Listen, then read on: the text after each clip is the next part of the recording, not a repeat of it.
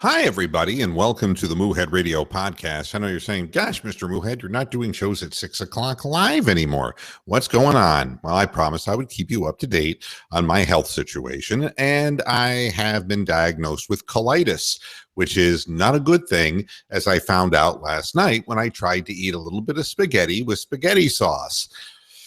This is a dietary triggering kind of thing, and for the last 17 days, it's a constant run to the bathroom. It's like having Montezuma's revenge, to a greater or lesser degree every day. If you eat the wrong thing, these trigger foods create a massive diarrhea attack. So all those people who all these years said I'm full of shit were absolutely correct. I mean, good take. And the thing is, you don't know what those foods are. So you eat something that you think is relatively simple, like I did a couple of days ago, a chicken salad sandwich, and you shit 5 times after eating it, and you realize, uh-oh. And then you realize you can't eat mayonnaise, and uh-oh, you can't eat dairy. Last night, it's like, uh-oh, I can't eat tomato sauce. I can't eat raw vegetables. There's lots of things that I cannot eat because they're harder for whatever reason for my internal organs, my intestines to process. And the best diet to go on is a very simple, natural diet. So Mr. Moohead is eating like a good cow. He's eating his rice, ground chicken breast, ground turkey breast, some potatoes, things that are settling to me, good binding foods and simple non-seasoned things. I had a flatbread the other day that my wife made that was really very good, and that caused no problem. It's just that when you hit something that causes a problem, it's been 16 hours of hell. Now, I do want to point this out to you. I got all my tests back. So we know what it's not. We just know that it is what they call indeterminate colitis. We don't know what the cause of the colitis is for this inflammation. We can assume that the antibiotics had something to do with it and injured my intestines and my colon. We can assume that. We just don't know more than that. Now, I played tennis for an hour and 45 minutes this morning. I shit my brains out in the morning, went to the tennis courts, played for an hour and 45 minutes, shit my brains out after I played and came home. So there you have it. Once you're in flare mode, man, and you're inflamed, it is like the worst thing in the world. It's slowly easing up a little bit today. I don't know how much longer it's going to last, to tell you the truth. Enough time for me to do a podcast. And if you hear odd gurgling noises, look away from the screen because you just, thankfully we don't have smell-o-vision here on Moohead Radio. All right. Today's program is called The Impossible Business, and I guess that's really why we follow sports, isn't it? Because we're all, to a greater or lesser degree, in the impossible business. And we love to see what might be considered impossible by many people. And if you've watched sports for as long as I have, and I'm going to be 60 years old if I survive colitis in May, I've seen a lot of sporting events, the 1980 Olympics hockey game. I mean, obviously, beating the Russians, that was a huge one. I always talk about Dave Waddle winning the 800 meters in Munich. But there's many, many more. I mean, the upsets, the absolute crazy endings from Christian Laettner throwing in balls at the buzzer to the Cavaliers coming back from a 3-1 deficit against a team that had won 73 games of the regular season, to impossible the other way, the Cleveland Browns finding new and ignominious ways to lose football games.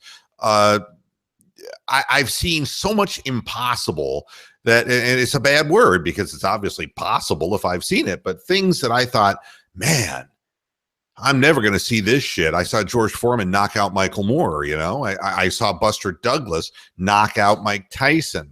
Why is it you always talk about that blubbery guy? He got lucky. And no, Mike, no, you didn't give a shit at that point. And it was in Japan where a bunch of people sat ringside staring and not making a sound. That was the weirdest fight I've ever seen in my life.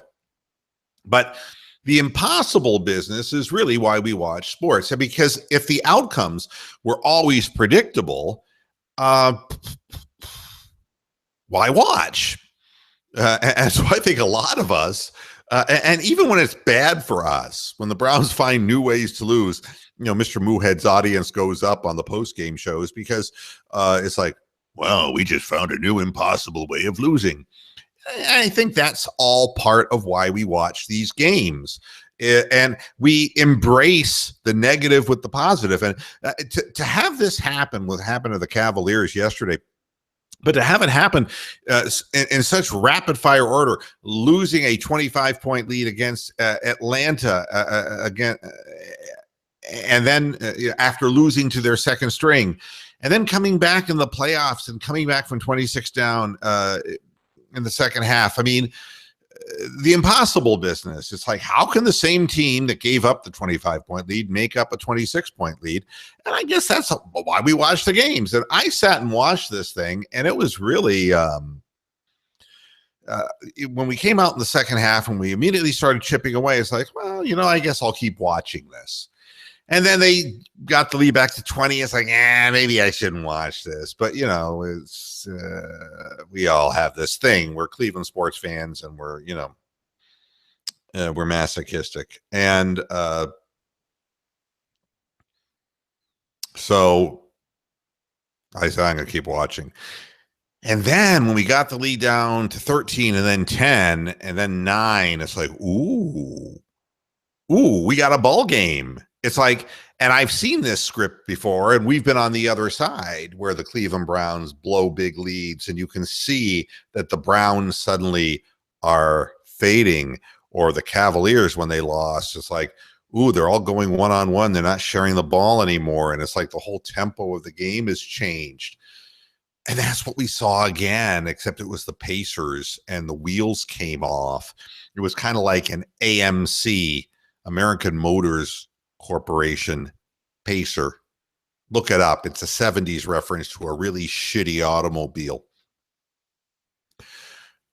And so I said, I'm going to keep watching this, man. And then when LeBron started going with the dunk-a-thon and the three-point-a-thon, and it's like, oh my God, we're going to get even in this game. And then when we pulled ahead in the game, and the thing that was amazing about it more than anything, and that I hate Indiana more than any other state in the union. If you're a Moohead Radio viewer, you know that Mr. Moohead doesn't like Indiana. And it's not because it's a bucolic state, because honestly, I'm a cow, and I'm all for farmland and grazing territories. It's not the animals and the livestock in Indiana I don't like. It's the people. It's the whole notion of, trying to live your life like it's 50, 60 years ago. It's June Cleaver, Leave It to Beaver, and fundamental Christianity, Bible Belt horseshit. And the thing that I loved about watching it happen to them is that they got to experience what it is to be godless. And I think that's just like the best thing that I could have watched. I mean, meanwhile, I was putting it on hold, pause, and running to the bathroom and shitting, every 20 minutes. But the important thing was, it was like, look at the looks on the faces of these people. It's like all the belief is drained from their souls.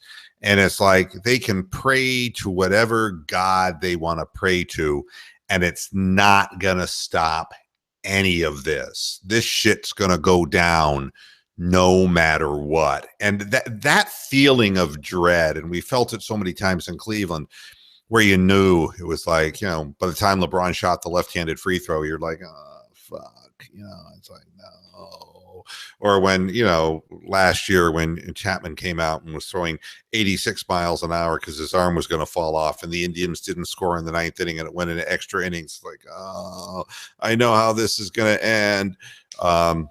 We've been there so many times.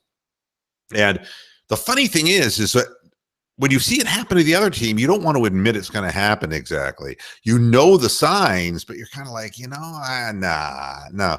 That only happens to us. Other teams don't do this. And then each possession, when you see them running out of shot clock, the whole game, they were moving the ball so briskly. And all of a sudden, man, 24-second violations and horrible shot selections, and Paul George looking more like Jeff George. I mean, just firing things up that had no chance of going in. Missed defensive assignments, just running around like chickens with their heads cut off. It was entertaining. And so the Cavaliers pulled out an improbable, if not impossible, victory to go up 3-0. Now, in the great scheme of things, there were other things that I really liked about this game. One is from ecstasy to agony, and that is all registered in the face of Larry Bird. And look, I got nothing against Larry Bird. I mean, Larry Bird was a great basketball player. Nobody's going to question that.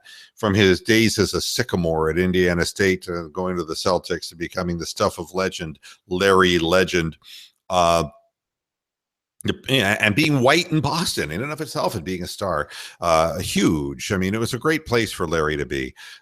All white French lick, all white Boston. Well, not all white, but when you're a Celtics fan, that's the way you see the world. And it was great for him. But it's also healthy for Larry Legend to see that the players that he has are not him. And it is the hardest thing for the Michael Jordans and the Larry Birds to understand about today's game, or probably in any other generation, is that Larry Bird would not have allowed yesterday to happen if he was on the basketball court. And that's how he looks at this. Michael Jordan would say, fuck, there's no way that I would let that happen. But the truth of the matter is that LeBron James has made it happen. I guess it happens to everybody. But it's got to gore them a little bit more that it's LeBron. Larry Bird watching LeBron throwing in threes, and it's like, oh, fuck, we know what this means. Shit. God damn it, he's doing it again. And, he's bypassing Kobe Bryant and scored points in the playoffs. And it's like, and he's bypassing all the great names and moving all the way up. And then that conversation, is he the greatest ever? And that's the one they really hate, because something I discovered, and I'll equate it to something. When I came here to South Carolina to the club here, play tennis, there were a bunch of guys who played on the number one court for a couple of years. And when I came in, my level was such that I had to play on the number one court. And what that does is it bounced one player off of the number one court. Now, I'm a good cow, and so I would play on the number two court sometimes. But the truth of the matter is that I supplanted somebody on the first court. And that bothers the person who is used to being on the first court for a couple of years. Well, that's the way it is, except 100 million times more with professional athletes when it's discussed. Okay, Larry Bird, he's definitely one of the 5 greatest of all time, and Larry can live with that because he's there in the conversation with Michael Jordan and Magic Johnson and Kareem Abdul-Jabbar and Wilt Chamberlain and Bill Russell. Okay, and then Larry Bird. So top 6, and people would kind of go back and forth with that.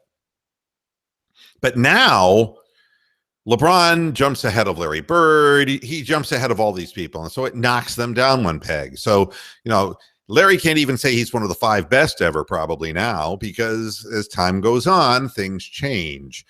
And it was like when Jim Brown's record was broken, even though he only played for 9 years. I just want to remind you, Mr. Moohead, how outstanding and extraordinary I was, that I got over 10,000 yards in only 9 seasons. And the people today have to play for 46 years and end up with brain damage. All right. Thank you, Jim fucking Brown.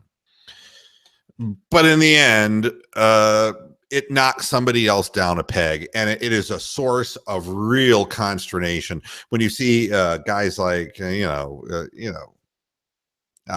don't know, all the guys who were on the pregame shows, and it's like Barkley and those people. It's like, oh no, Barkley is like witnessing for Michael Jordan, and anything that would threaten Michael Jordan's position on the number one perch is like the worst thing in the world. And every one of these great performances by LeBron James, triple-double, sparking comebacks from 26 points down, adds another layer of legend to LeBron, like 29 out of 30 points against the Pistons in the playoffs. You know all the things. You've seen them right side by side with me. And it bothers the announcers to know. And that's another reason I love it, is because you can see the look of consternation in their faces. Overall, just a fascinating game to watch, the way it unfolded. And it's like we keep saying, or I keep saying, and I think you do too, that, championships are, it can happen, but everything has to go right. The Warriors found that out. Everything went right until the end, and then it went all wrong. And the Indians found out, everything was going all right, then it all went wrong, And it's unpredictable. And it's all part of the impossible business, because it's like, how can you explain that some teams will race through the World Series like the White Sox did a number of years ago, and or the Kansas City Royals just whisk right through because they were just so torched hot, that they just beat everybody. How in the hell can you explain momentum? It's intangible, but it happens.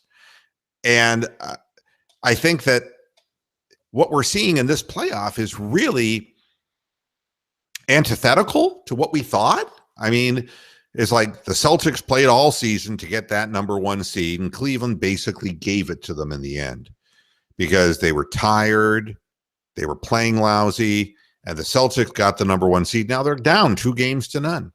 Just inexplicable. Cavaliers almost lost the first game to the Pacers, and now the Cavaliers are up 3-0 in that series. I'm not saying that that's a surprising result, but based upon what we saw at the end of the season, maybe it is, because you wouldn't expect the Celtics to be down 0-2 and the Cavaliers up 3-0. That's just not a likely scenario. So, and who knows? Maybe the Cavaliers will come out in game 4 and lay a turd and play lousy. All right. Or maybe last night's game is the spark that makes Cleveland that much better. Who in the hell knows? I mean, injuries can happen at any time too, but it's amazing that teams can turn hot at the right time. And, what I believed going into these playoffs is that the league had a hard on for the Boston Celtics, wanted them to do well. They were really pimping the coach over there, Brad Stevens. They were pimping, Isaiah Thomas and the whole defensive structure of that team. And I think the league got behind the Celtics as being the best chance to unseat the Cavaliers in the East. Well, now, people are scratching their heads. The one that I was always more concerned about, and I thought Boston was going to get help, but Boston, to me, what they're showing is that they're human. They don't have, with the exception of a little guy who could get worn out at any given moment, who had a horrible catastrophe happen in his family life, has to carry that team, and other people don't really step up all the time for the Boston Celtics. The team that scares me the most is the Milwaukee Bucks, and I said this during the regular season, because they've got size. Serious size. And not just Giannis, but they got guys coming off the bench. They got, long-limbed, long-armed guys, and that's kind of what we have a problem with in Cleveland, is that we don't really rebound particularly well all the time, and we don't have a big. We have Kevin Love, who's kind of a stretch big. We've got Channing Frye, who is a stretch big, and we got Tristan Thompson, who's undersized. And those Milwaukee Bucks, they got some players. This Brogdon kid is a good, cool head. Giannis is already a star and on his way to becoming a superstar. And they could give, and they're giving hell to the Hawks right now. And not that the Hawks are, we've already been through the Hawks before again and again. But if I were to say who are the teams in the East, I'd say I like, the Bucks, the Wizards, and the Wizards pose the exact opposite problem. They do have Gortat, who has size. They have some scorers, from Markieff Morris to Bradley Beal to John Wall, who's having a huge season. They got some players, and they can put up serious points. So they can run your legs off.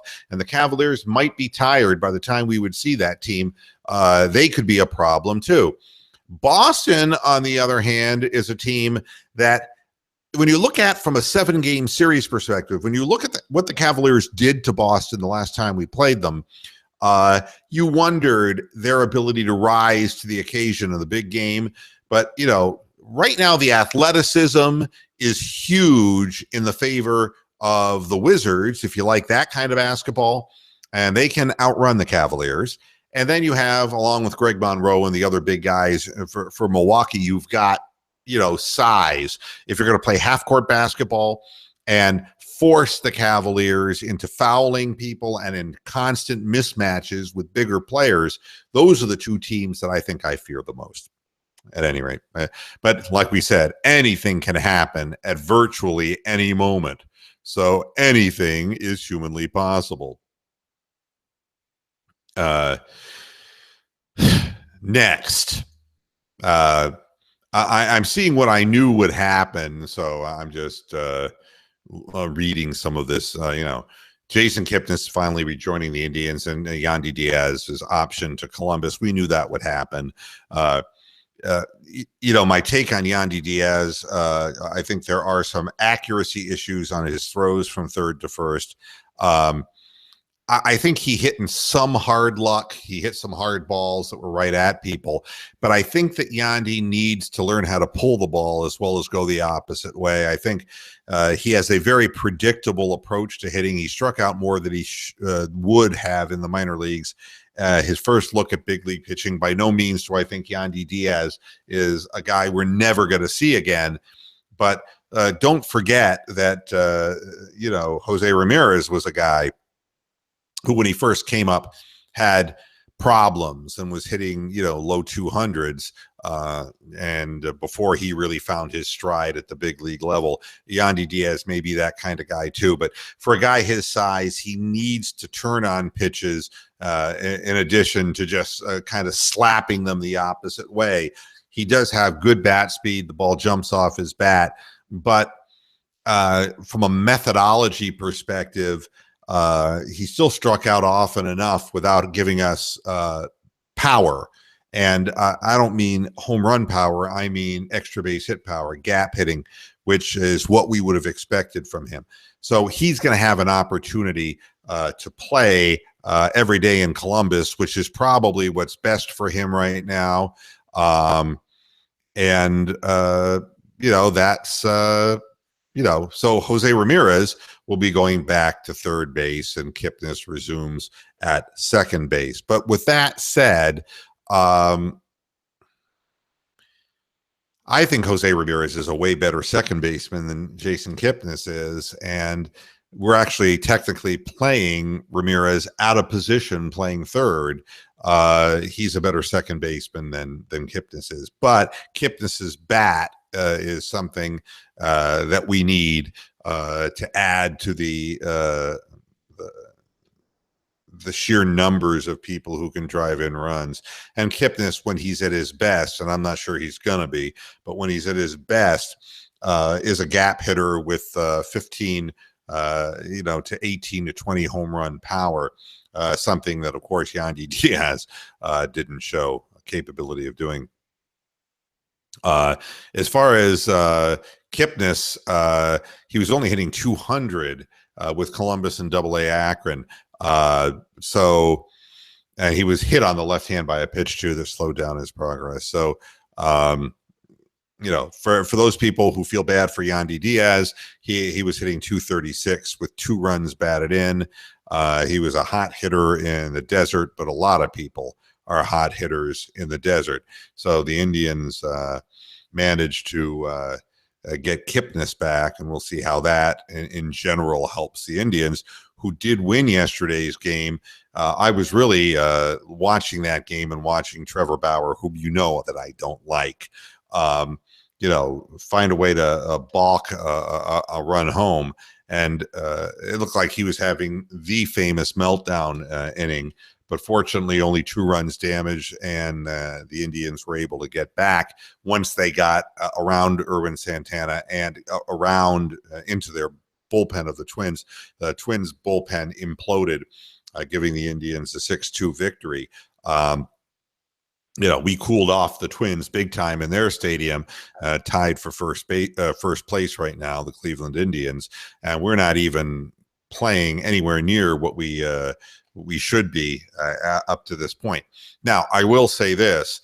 I don't believe that Trevor Bauer is a successful starting pitcher, and I don't believe that Josh Tomlin is either. And it's going to be interesting as the season plays out, whether the bonehead Bauer will find his way into trouble, or the injury-prone Tomlin, who redoes his hairdo every time he fucks up, but keeps fucking up anyway.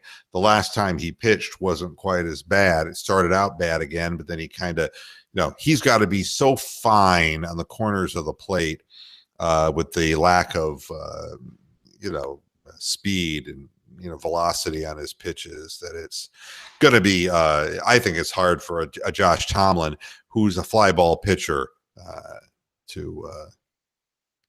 to really succeed in the big leagues right now. And of course, the big leagues now are all about hitting home runs. So they said that this year there are more strikeouts in Major League Baseball across the league than at any time in the history of the game. And you look at how the game is played and the types of players that, the big bop is more important than moving the runners along. So, when you see Encarnacion strike out with the bases loaded, you'll understand that if he gets a hold of one, he can easily put 4 on the board. That people in baseball believe that it will all even up, and even out in the end. What else can I talk to you about? I hope the Browns select Myles Garrett, and I hope that they don't trade up for Trubisky. And now the Browns are saying that this year, that Kessler isn't necessarily the starter, that Brock Osweiler will be fighting for a starting position, which makes me want to vomit. Brock Osweiler is terrible, and I don't want to see him on the field. And we'll see how much of that is a bluff by the Cleveland Indians or Cleveland Browns, because they have something else as far as on their mind to do on draft day. I love this headline. Seth DeValve, is he a Cleveland Browns building block?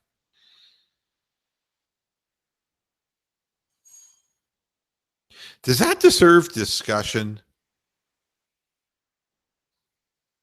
Is Seth DeValve a building block of what? Of a 3-win team? Thank you for asking. I have no interest in discussing that. We have the Cleveland Browns schedule, which for all you guys who care, August the 10th is the first preseason game against the Saints. Then we play the Giants, the Bucks, and the Bears the preseason. But the regular season starts with the Steelers, and then at home, and then at the Ravens, at the Colts, home with the Bengals, home with the Jets, at Houston, home with Tennessee. Home, yeah, right. If you want to call it that, in London, England, with the Minnesota Vikings. There's a real shit game to throw at the people in England. It's like, for the life of me, I don't understand what Americans see in football. It would help if you were really watching professional football teams in England. Last year, it seems to me it was some Jacksonville, Florida team. It's like, exactly. We're going to be at the Lions, then home with the Jaguars, at the Bengals, at the Chargers, home with Green Bay, home with Baltimore, and we finish up with 2 on the road at Chicago, and the bookends at the Steelers. So the 1st and 16th game are the Steelers. So we get to have even tempoed hate that either we win the first game and we gloat for 15 games, or we have to stew for 15 games. So that's your Browns schedule for what that's worth. I don't know that I don't predict wins and losses based upon who we're playing. And by the way, there was a thought that I didn't finish in my last podcast about Carlos Santana. Carlos Santana is a free agent at the end of the year, and he may not be coming back to Cleveland. I don't know. You saw the Indians tried to sign Lindor to a long-term contract, maybe to save themselves a little money. They don't know what the offer was, but it was neglected, turned down. Lindor is not eligible for another 6 years, I believe, for free agency, but no more immediate discussion of contractualization between the parties. The Indians were trying to get some kind of a value on a long-term basis, which, of course, Lindor doesn't have to do because he's fucking great. But the Santana thing brings up some interesting questions. Like, what about Francisco Mejia, the guy who was going to be traded in order to get that idiot who didn't come here? I wonder how he's doing, by the way. I don't even remember his fucking name. Jesus. Isn't that terrible? The catcher we were trying to get last year. Well, at any rate, we have one at Double-A, Francisco Mejia, and he is knocking them dead. Not that the Akron Rubber Ducks are knocking him dead with a 4-9 record, but it's Mejia who is just knocking him dead. He's hitting .368. He stepped up from Class A, from low A to high A to Double-A, and it's just been no problem for him whatsoever. He already has 14 hits, half of those being doubles, so he's the gap hitter. He hit .342 last year between Lake County and Lynchburg. And of course, he was famous for that 50-game hitting streak that he had between high A and low A and high A last year. Mejia, by the way, has started this season with an 11-game hitting streak. The guy obviously can flat out hit. The other one they're talking about at Double-A is a guy named Krieger, who's 6'2", 175-pound infielder. He was drafted out of Clemson, right here in my stomping grounds now in South Carolina. He missed the 2015 season, Mr. Krieger did, and hit a combined .299 at low A and high A last year. He's currently off to a great start, hitting .419 at Double-A. Meanwhile, Greg Allen, the guy who was supposed to be the number 2 prospect or number 1 prospect at Double-A, is hitting .289 with 5 stolen bases in 13 games. I don't see Greg Allen as anything really particular special. I just see him as a guy who can run really well, but I don't see him, making the Kenny Lofton leap to the big leagues. But Mejia could be somebody to keep an eye on because, again, as I look at Mejia and I think of Victor Martinez when he first came up, before he was hitting for power. I'm not going to make any insinuations here. But he was a guy who was a 300 hitter who had a lot of gap hitting power. I see Mejia, who's only 5'10". It's one of the concerns at 5'10", 180, that he's not big enough to be a big league catcher. But if you can teach him to play first base, again, what you're looking at is you've got Encarnacion, who is going to play some first, and you're going to have a guy like Santana, who's currently playing some first. And I could see Mejia in another year, potentially, or two, being a guy who would replace Carlos Santana, because I don't think the Indians are going to offer him the big bucks. But, you never know until it happens. That's it. I mean, I'm pretty well done talking about what I want to talk about. I hope everybody is doing well. By the way, Mike Clevenger is doing well at Columbus, and that's the other thing I wanted to mention before I get out of here. Clevenger is 2-0 with a 0.47 earned run average, 1 earned run in 19 innings, which is phenomenal. He allowed 3 hits, 1 walk, and struck out 8 in 6 innings in his last outing. He didn't look particularly great with the Indians last year. He needed to settle down and really work on his command. Narveson is the other pitcher at AAA, and he's done really well. He's only given up 2 earned runs over 13.2 innings. On the other side of things, Ryan Merritt, the guy who got so much talk because of the great performance that he gave us last year in a spot start, is doing terrible. So is Adam Plutko. So is Sean Moramando. These guys have a combined 7.52 earned run average, and I don't think that any of these people, Merritt, Plutko, or Moramando, that any of these guys are major league pitchers. So, and I don't know anything about Narveson, but Clevenger does have a big league arm if he can get command, and he would be probably the first one called up in the event that one of the two guys either Bauer the butthole or the little cowboy Tomlin, his arm falls off again. So there you have it. I think that that's the only help that we have coming up from the minor leagues. That's it for me.